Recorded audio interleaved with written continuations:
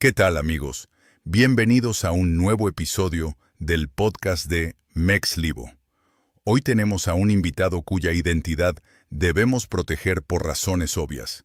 Su historia es una de las más oscuras y fascinantes que hemos escuchado en este canal. Él manejó los hilos financieros de una de las organizaciones más poderosas del mundo, trabajando directamente en las finanzas de Ismael El Mayo Zambada. Bienvenido.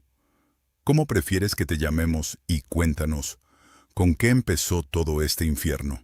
Gracias por el espacio. Puedes llamarme Arturo. Creo que es un buen nombre para esta charla. Y mira, para entender cómo terminé manejando los millones de dólares del cártel de Sinaloa, tienes que entender cómo era el Culiacán de principios de los 2000. Yo no era un sicario. No vengo de la sierra, no crecí con un cuerno de chivo bajo el brazo. Yo era un muchacho de clase media, estudié contaduría pública en una buena universidad.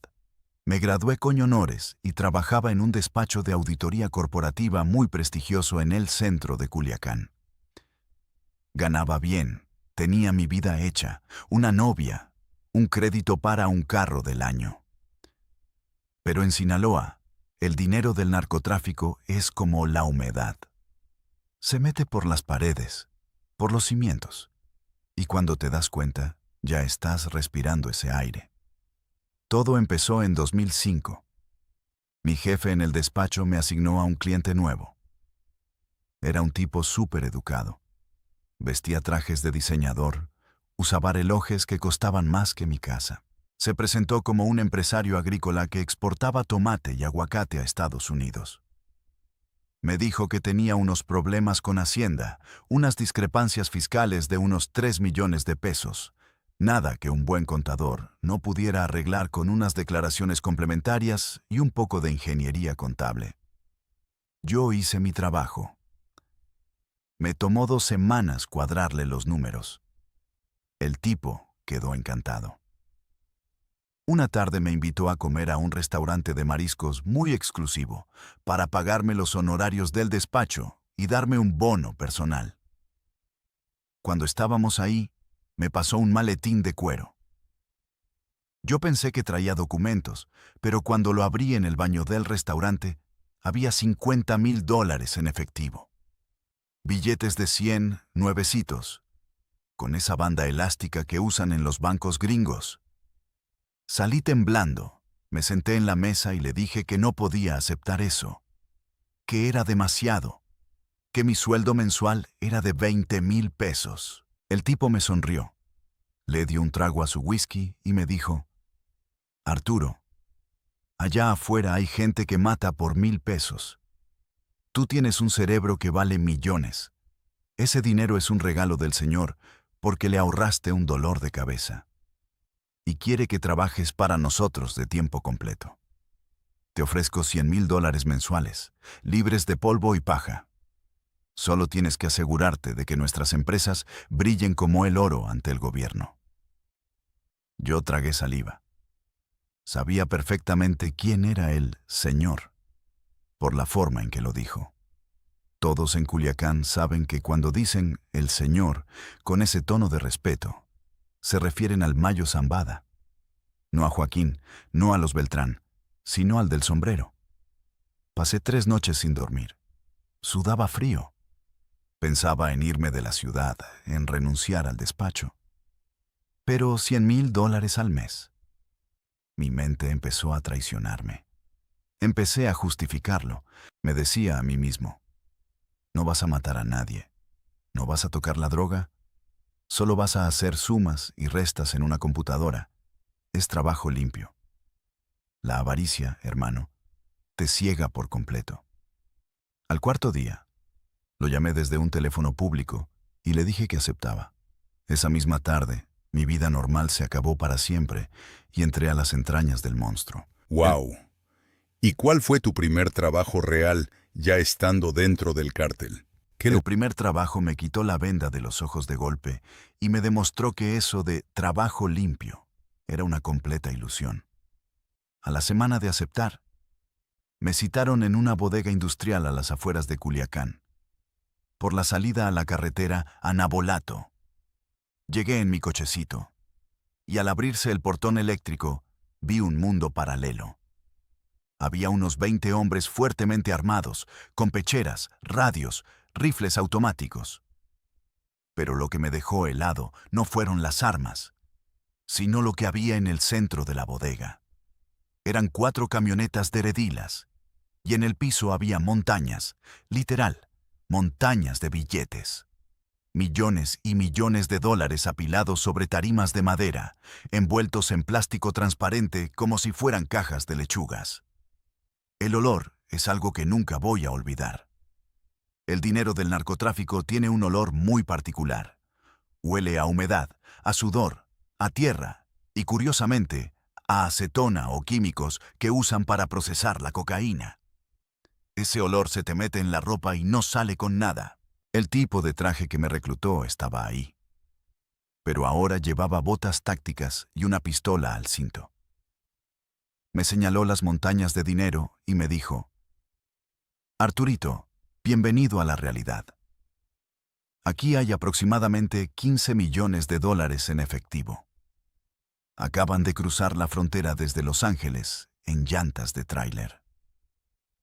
Necesitamos que cuentes cada dólar, lo clasifiques y nos digas cómo vamos a meter esta madre al sistema bancario sin que salte una sola alerta en la Secretaría de Hacienda». Me asignaron a 10 muchachas que trabajaban como contadoras de billetes. Teníamos 6 máquinas contadoras de alta velocidad. El problema era que el dinero venía tan sucio, lleno de polvo, de grasa de motor de los carros donde lo escondían y de residuos de droga, que las máquinas se atascaban cada 10 minutos.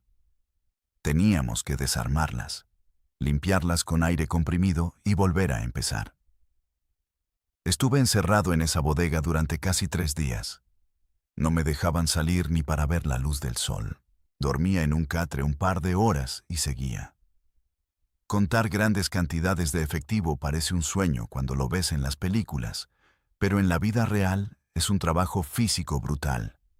Los dedos se te cortan, te pican los ojos por el polvo, la espalda te mata. Al final del conteo, la cifra exacta era de $14.850.000. Había un faltante de $150.000, según la hoja de ruta que venía de Estados Unidos. Cuando le reporté esto al jefe de plaza, vi por primera vez la brutalidad del negocio. El tipo agarró su radio, hizo un par de preguntas frías y cortantes. A las 2 horas, trajeron a uno de los choferes del tráiler, golpeado hasta que su cara era irreconocible. Lo arrodillaron frente a mí y el jefe me preguntó: «¿Estás seguro de tu cuenta, contador?». Yo estaba temblando. Sabía que la vida de ese hombre dependía de mis números. Revisé mis hojas, le dije que sí. El jefe sacó su pistola y le dio un tiro en la rodilla al chofer ahí mismo, frente a mí. La sangre salpicó algunas pacas de billetes de a 20. El chofer gritaba como un animal, confesando que él había agarrado una paca de 150,000 para pagar unas deudas de juego en Tijuana, pensando que nadie se daría cuenta entre tantos millones. En ese momento entendí que mi trabajo no era hacer sumas y restas. Mi trabajo era ser el juez de la vida y la muerte a través de los números. Si yo me equivocaba en una coma, alguien moría. Y si yo mentía, el que moría era yo. Limpié la sangre de mi zapato. Me tomé un trago de agua para no vomitar. Y empecé a diseñar el esquema para lavar esos 14 millones a través de la compra de maquinaria agrícola y bienes raíces en Mazatlán. ¡Qué locura! ¿Y en qué momento conociste al Mayo Zambada cara a cara? Fue como a los 8 meses de estar trabajando para ellos. Yo ya había lavado unos $100 millones usando una red de empresas fantasma, factureras, y comprando propiedades a través de prestanombres, lo que nosotros llamamos pitufos. Mi reputación en la organización había crecido mucho porque era muy ordenado y nunca faltaba un centavo. Un jueves por la madrugada, tocaron la puerta de mi departamento. Eran 3 hombres de confianza de la organización. Me dijeron: ponte botas, ropa cómoda y agarra una chamarra. El Señor te quiere ver. No me dieron tiempo ni de lavarme la cara. Me subieron a la parte de atrás de una Ford Lobo doble cabina. Me pidieron mi celular y me vendaron los ojos con cinta canela. Fueron las horas más largas de mi vida. Sentía cómo la camioneta dejaba el pavimento y empezaba a subir por caminos de terracería. Sabía que íbamos rumbo a la sierra, al Triángulo Dorado. El camino estaba lleno de baches. El vehículo se inclinaba peligrosamente. Y yo solo escuchaba por el radio a los punteros, los halcones que vigilan cada centímetro del cerro, reportando nuestro avance. Ahí va el paquete para el jefe de jefes, todo despejado. Después de casi 7 horas de camino, el aire se volvió frío y olía a pino y a leña quemada. Se detuvieron, me bajaron y me quitaron la cinta. Estábamos en un campamento rústico, escondido entre montañas altísimas, cubiertas de neblina. Había antenas satelitales camufladas, hombres con fusiles de francotirador en los árboles. Pero el lugar en sí parecía un rancho ganadero normal. Me llevaron hacia una pequeña cabaña de madera. Afuera, sentado en una silla de plástico, con unas botas de trabajo manchadas de lodo, unos jeans de mezclilla desgastados, una camisa a cuadros y su inconfundible sombrero, estaba Ismael Zambada. No tenía joyas llamativas. No tenía cadenas de oro como los narquillos de ciudad. Parecía un campesino más, pero su mirada, hermano, su mirada pesaba toneladas. Te analizaba el alma. Me acerqué con mucho respeto, me quité la gorra que llevaba y él me ofreció la mano. Una mano grande, callosa. Siéntate, muchacho. Tómate un café, me dijo con una voz muy tranquila, casi paternal. Me sirvieron café de olla en un vaso de unicel. Él estaba desayunando machaca con huevo y tortillas de harina. Me preguntó de mi familia, de mi universidad, demostrando que sabía absolutamente todo de mi vida, incluso el nombre de mi perro cuando yo era niño. Esa es la verdadera intimidación, no los gritos, sino la información. Luego fue directo al grano. Me dicen que eres muy bueno para los números, Arturo. Que me estás cuidando el dinero mejor que los cabrones que tengo aquí, que nomás saben gastarlo en pendejadas. Quiero que me expliques, como si yo fuera un niño, ¿cómo es que mi dinero sucio se vuelve dinero limpio que puedo usar para comprarle tractores a mi gente? Estuve 2 horas explicándole frente a él. Le dibujé en la tierra con una ramita cómo funcionaba el sistema bancario internacional. Le hablé de las transferencias SWIFT, de cómo usábamos empresas en Panamá e Islas Caimán, de cómo metíamos el dinero a la bolsa de valores comprando acciones a nombre de fondos de inversión, y luego cómo ese dinero regresaba a México como inversión extranjera directa para construir hoteles en Los Cabos. El Mayo escuchaba en silencio, asintiendo lentamente. Cuando terminé, me miró y me dijo algo que se me quedó grabado para siempre. El gobierno gringo y el mexicano creen que me van a derrotar con balazos. No entienden que yo soy una corporación. Mientras el dinero siga fluyendo, a mí me pueden matar a 100 gatilleros hoy y mañana contrato a otros 1000. Tú, Arturo, vales más que 100 sicarios. Pero cuídate, porque la pluma del contador también se mancha de sangre. Y si un día me traicionas o me robas, no habrá hoyo en el mundo donde te puedas esconder. Me dio una palmada en la espalda.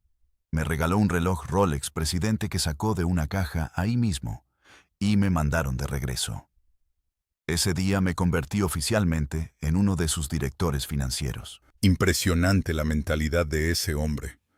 ¿Cómo operaba exactamente esa red de lavado de dinero a nivel corporativo? Todo Era una maquinaria perfecta.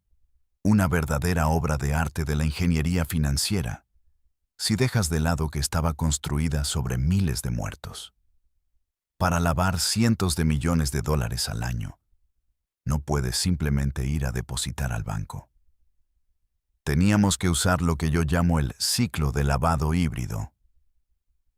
La columna vertebral de nuestro sistema era la agricultura y la exportación.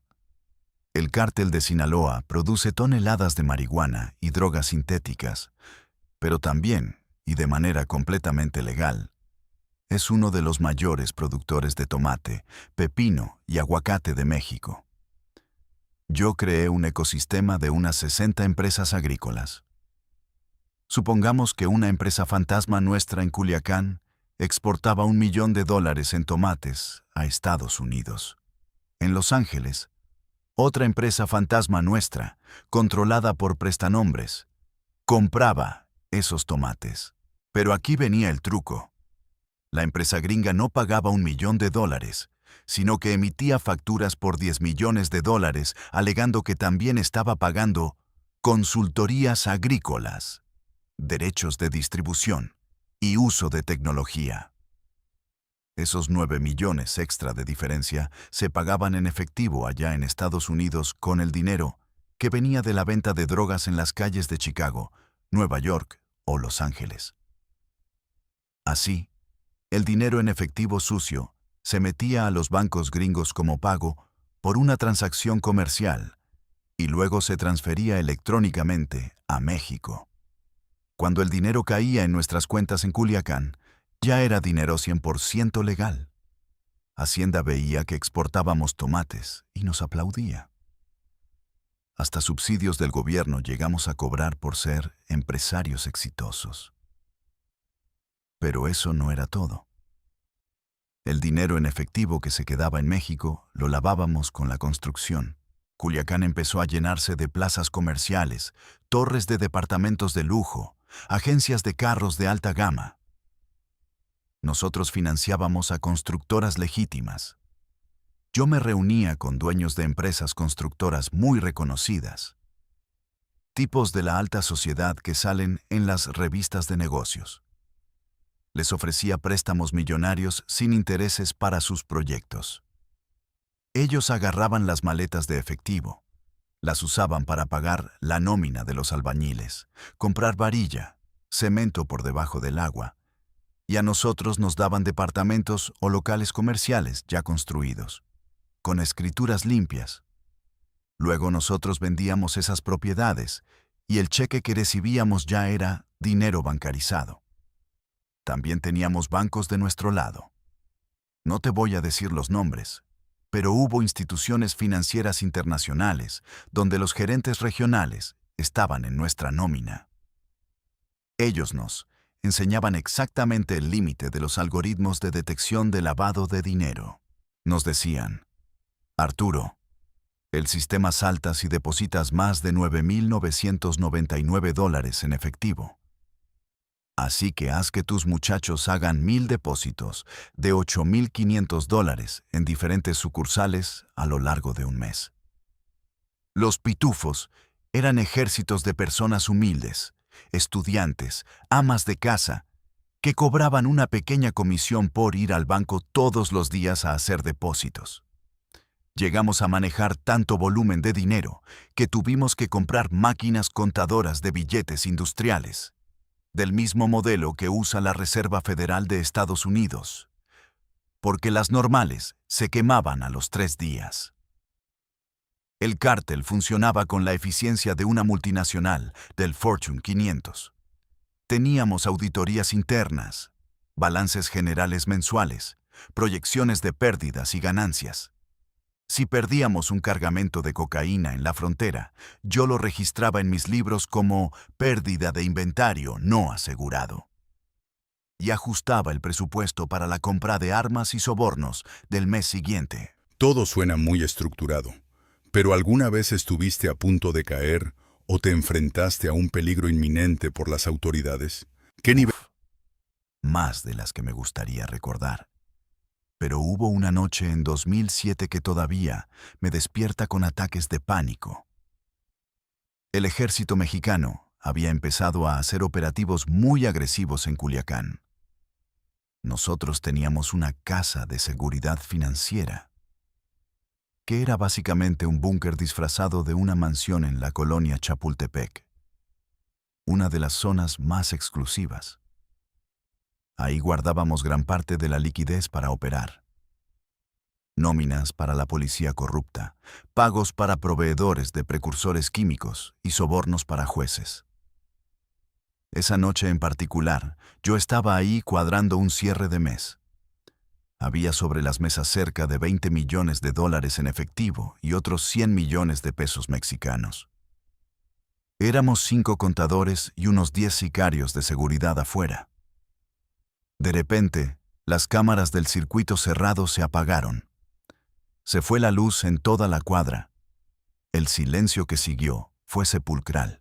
El jefe de seguridad entró corriendo, blanco como el papel, y nos gritó: «Cayeron los verdes, cayeron los verdes. A los búnkeres, rápido». Los verdes eran los militares de fuerzas especiales. No eran los policías locales a los que teníamos comprados, era la Marina o el Ejército. Unidades que venían directo desde la Ciudad de México y que no aceptaban sobornos en ese momento. Empezamos a escuchar el sonido de los rotores de los helicópteros Black Hawk volando bajito, literalmente haciendo temblar los vidrios de la casa. Luego, las explosiones. Tumbaron los portones blindados con explosivos C4. El sonido de los cuernos de chivo de nuestra escolta repeliendo el ataque fue ensordecedor. Yo nunca había estado en un tiroteo. La adrenalina te congela, sientes que te orinas encima, el sabor a metal en la boca es real. Corrimos hacia un pasadizo secreto que estaba detrás de un librero falso. Daba a un túnel subterráneo estrecho y oscuro que conectaba con el sistema de drenaje pluvial de la ciudad.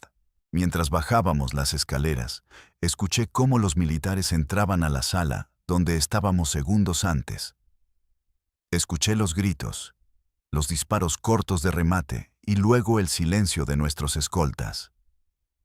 Nos metimos por el túnel con el agua hasta las rodillas. Estaba lleno de ratas, olía a mierda y a podrido. Caminamos agachados por más de 2 kilómetros en la oscuridad absoluta. Yo llevaba aferrada a mi pecho una mochila con los discos duros y las memorias USB encriptadas, que contenían toda la contabilidad del cártel. Si los militares agarraban esos discos, se caía todo el imperio financiero del Mayo y de Joaquín, y a mí me iban a desollar vivo por haberlos dejado. Llegamos a la salida, que daba a un canal a las afueras de la ciudad. Nos estaba esperando una camioneta que habíamos pedido por radio antes de perder la señal. Nos subimos empapados de aguas negras, temblando.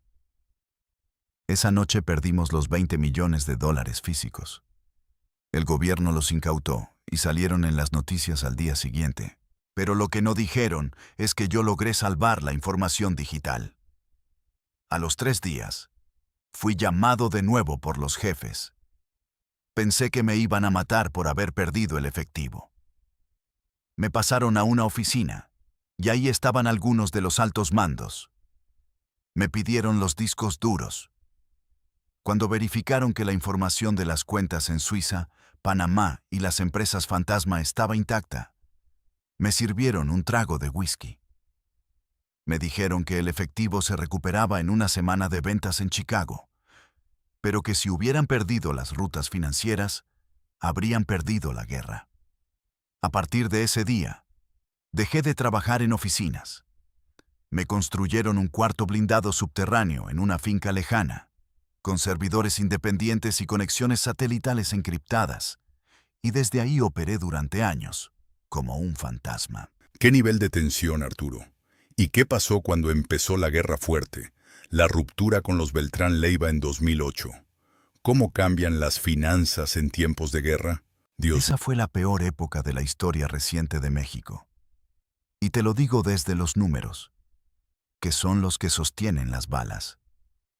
En 2008, cuando se rompe la Federación y el cártel de Sinaloa entra en guerra a muerte contra Arturo Beltrán Leiva y los Zetas, la economía de la organización sufrió un shock que casi nos quiebra.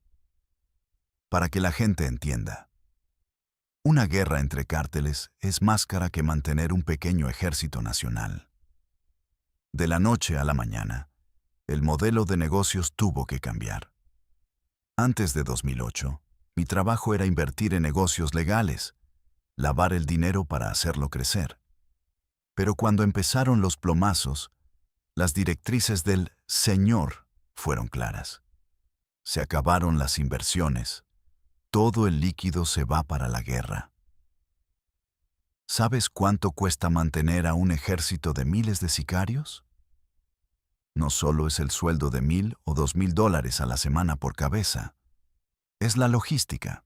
Empezamos a drenar las cuentas de inversión en paraísos fiscales para comprar armamento militar en el mercado negro de Estados Unidos y Centroamérica. Comprábamos ametralladoras Browning calibre .50, rifles Barrett, granadas de fragmentación, lanzacohetes RPG.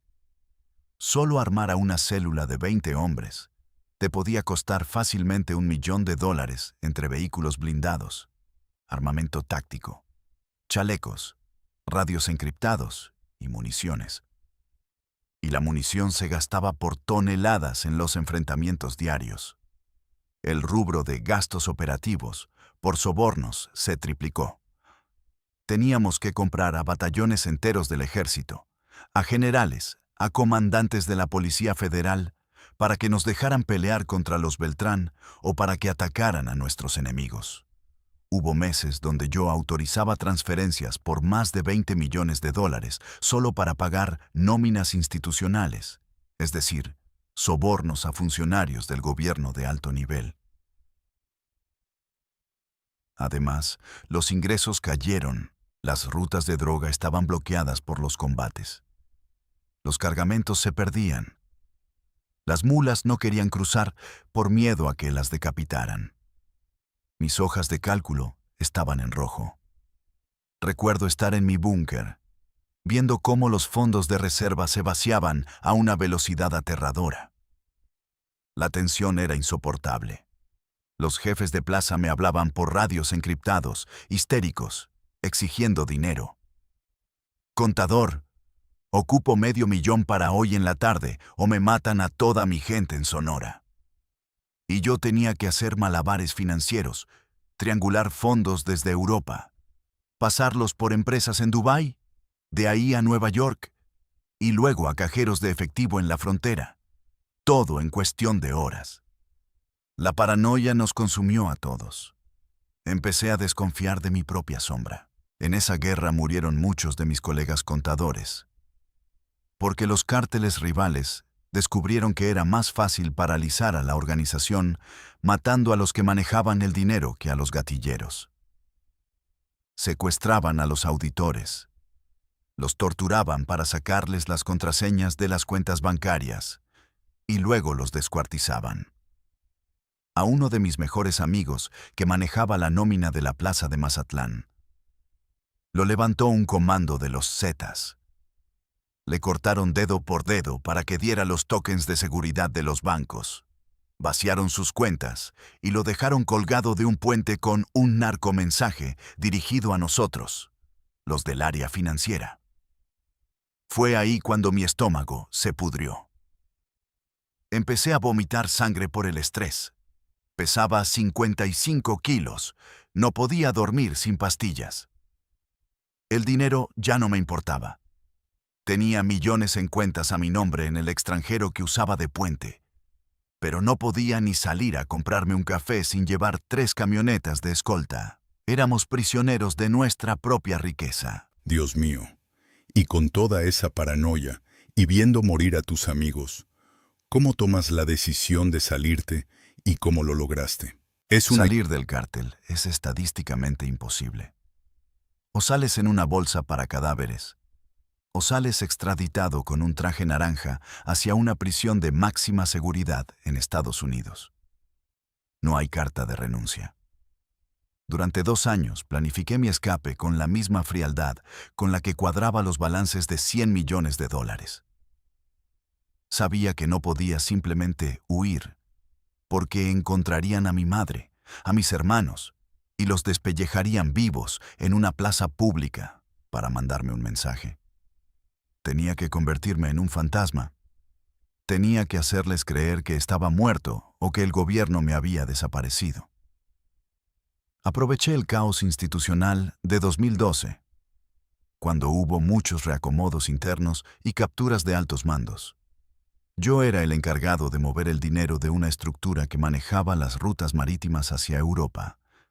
Fui creando, mes tras mes, lo que llamé un fondo de retiro invisible. En lugar de robar millones de golpe y levantar alarmas, empecé a desviar microcentavos y fracciones de porcentajes de las transacciones internacionales a cuentas cifradas en criptomonedas, que apenas empezaban a tomar fuerza en la Deep Web.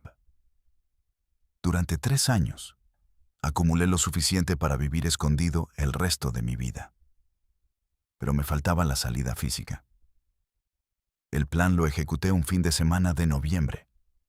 Inventé que tenía que ir a una auditoría presencial a unas bodegas de químicos en Guadalajara. Me asignaron una escolta ligera, solo 4 hombres en 2 camionetas. Cuando íbamos por la carretera a la altura de Nayarit, entramos a una zona sin señal de radio ni celular. Ahí, un convoy de hombres con uniformes de la Marina nos cerró el paso. Fue una emboscada perfecta. Hubo un tiroteo tremendo. Mis escoltas cayeron abatidos casi de inmediato porque los atacaron con lanzagranadas. La camioneta en la que yo iba se incendió, lo que nadie supo en el cártel, ni el gobierno. Es que ese comando no eran marinos de verdad, ni tampoco sicarios rivales. Eran mercenarios exmilitares colombianos y centroamericanos que yo había contratado a través de intermediarios en la Deep Web pagando con Bitcoin. A ellos les pagué para simular un ataque brutal y sacarme de ahí, mientras la camioneta ardía con un cadáver carbonizado adentro. El de un pobre diablo que sacaron de una morgue clandestina, al que le pusieron mis anillos y mi reloj Rolex, que me había regalado el Mayo. Los mercenarios me subieron a un helicóptero privado. Volamos por debajo del radar Hasta, una pista clandestina en el sur de México. De ahí, crucé fronteras por tierra, usando pasaportes falsos de primer nivel, hasta llegar a un país de Sudamérica. Y luego brinqué a Europa. Mi muerte fue reportada en las noticias locales como contador del cártel de Sinaloa, abatido en enfrentamiento. El cártel lo creyó porque cuadraba con la violencia de esos días. El gobierno también cerró mi expediente. Desde entonces, vivo como un nómada. Me he operado el rostro 2 veces. Cambié mi acento, mi forma de caminar. No uso redes sociales. No hablo con nadie de mi pasado. Dejé a mi familia atrás para siempre. Esa es la condena más grande. A veces, en la madrugada, me despierto empapado en sudor frío creyendo que escucho el ruido de los helicópteros militares o los radios de los punteros de Culiacán. El dinero sucio no se lava, hermano. Por más ingeniería financiera que uses, por más bancos internacionales que corrompas, la sangre sigue ahí, pegada a los billetes. Y yo, aunque ahora tenga paz financiera, sé que soy responsable indirecto de miles de muertes. Esa es mi verdadera prisión, y de esa no hay escape. Es una historia brutal, Arturo, y te agradezco el valor de contarla aquí, exponiendo la realidad detrás del dinero que muchos idolatran. A toda nuestra audiencia, de verdad, analicen lo que acaban de escuchar. No olviden suscribirse al canal, dejen su like y activen la campanita. Esto fue Mexlivo. Nos vemos en el próximo episodio.